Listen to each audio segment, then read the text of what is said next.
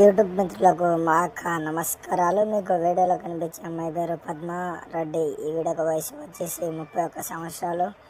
ఈవిడ ఉండేది శంషాబాద్. మేడం గారు లివింగ్ అయితే కోరుకోవడం జరిగింది. మీకు ఇంట్రెస్ట్ ఉంటే మా అక్క నెంబర్కి కాల్ చేసి మేడం గారి గురించి మీరు పూర్తి విషయాలు తెలుసుకోవచ్చు.